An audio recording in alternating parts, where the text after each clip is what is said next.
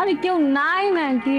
কি ব্যাপার মা, কতক্ষণ ধরে কলিং দিয়ে দিচ্ছি, শুনতে পাও না নাকি? রাত কটা বাজে? কোনো ভদ্রলোকের মেয়ে এত রাত পর্যন্ত বাইরে থাকে? তোমাকে তো বলেছিলাম, তোমার মনে হয় মনে নেই। ওর ওখানে যাওয়ার পরে না আসার সময় কিচ্ছু পাচ্ছিলাম না। তুমি ভালো করে জানো যে আমি মিথ্যা কথা বলা পছন্দ করি না। তোমাকে আমি কতবার বলেছি যে ওইসব আজে বাজে ছেলে মেয়েদের সাথে মিশবে না।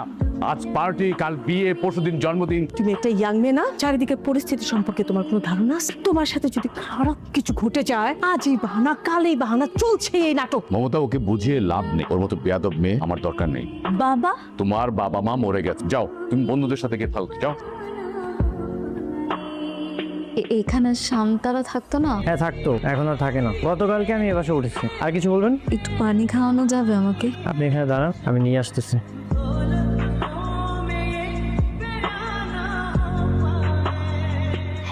মানে আপনি কিছু মনে না করলে আজকে রাতটা আপনার বাসায় আমাকে একটু থাকতে দিবেন প্লিজ। আমার বাবা আমাকে রাগ করে বাসা থেকে বের করে দিয়েছে, আমি সকালে চলে যাব প্লিজ। ঠিক আছে, থাকেন, সমস্যা নেই। স্যার আপনার